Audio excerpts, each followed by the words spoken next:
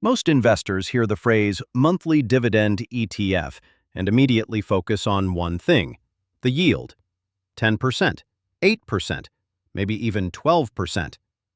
But experienced investors know something important. A high dividend yield does not automatically mean a better investment. In fact, some of the highest yielding ETFs on the market have badly underperformed simpler index funds over long periods of time. So, in this video, we're breaking down 5 monthly dividend ETFs that investors frequently use for income generation. But we're also looking at the bigger picture: total return, growth potential, volatility, and sustainability.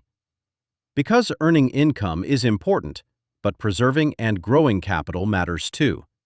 And before we jump into the list, here's a quick question. Imagine you have two ETFs.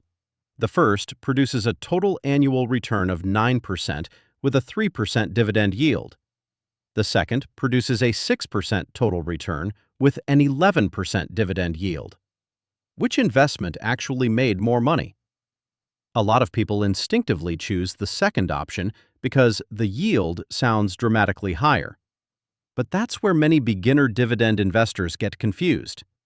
Total return already includes dividend reinvestment. That means the first ETF actually performed better overall despite paying a much smaller yield.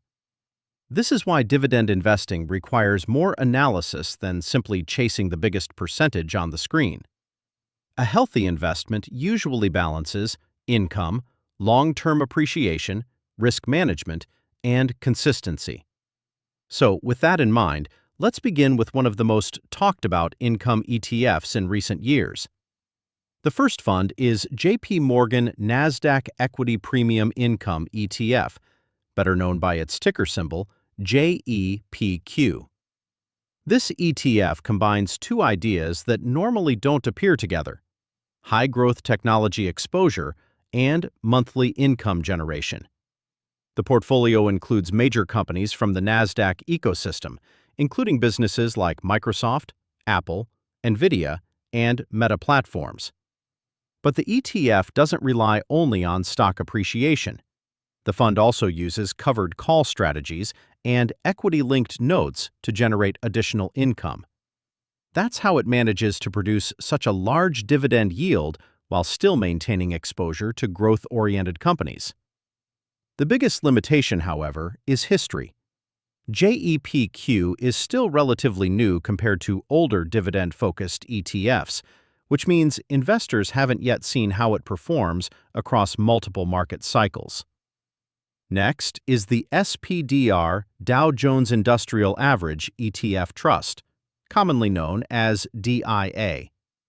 Unlike some of the aggressive income ETFs, DIA focuses on stability and established blue-chip companies. The fund tracks the Dow Jones Industrial Average, giving investors exposure to large, mature businesses across industries like healthcare, finance, and industrials. Compared to growth-heavy ETFs, DIA tends to experience lower volatility. That makes it attractive for investors who care more about consistency than maximizing yield. Its dividend payout is smaller than many of the other ETFs on this list, but the trade-off is typically stronger stability and lower risk. For long-term investors, that balance can sometimes outperform more aggressive income strategies during difficult market periods.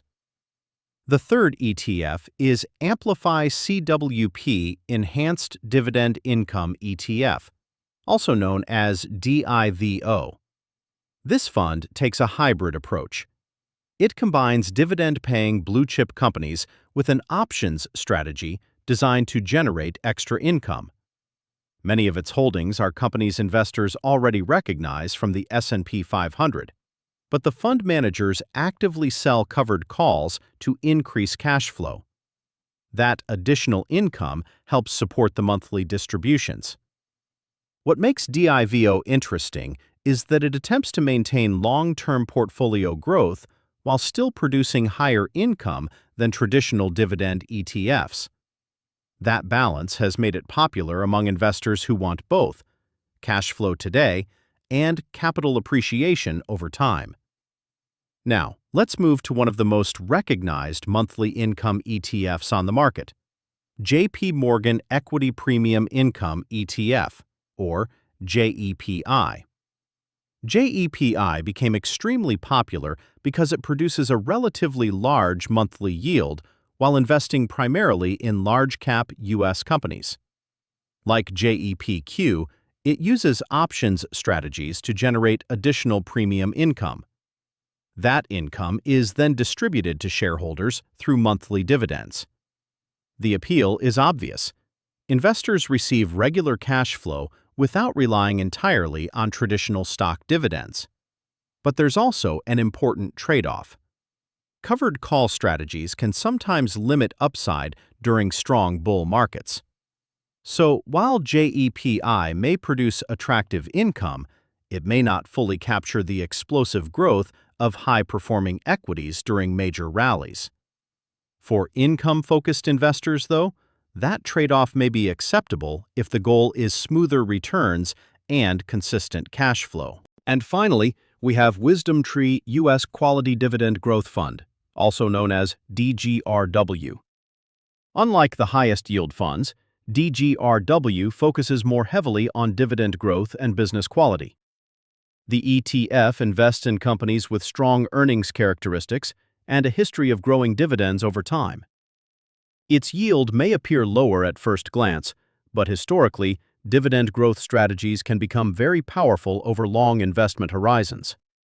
Why? Because increasing dividends often signal financially healthy companies capable of expanding profits over time. That combination of growth and income can lead to stronger total returns than simply chasing the highest current yield. And that's the key lesson many investors eventually learn. The best dividend ETF isn't always the one paying the biggest monthly distribution. Sometimes the better investment is the one that grows steadily, survives difficult markets, controls volatility, and compounds consistently for years. Because ultimately, successful dividend investing is not just about collecting cash today.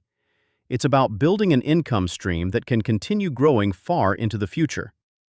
And if you want to compare these ETFs even further, including growth rates, yield differences, and historical performance, the next video breaks down some of the top-performing ETFs across multiple sectors and market conditions.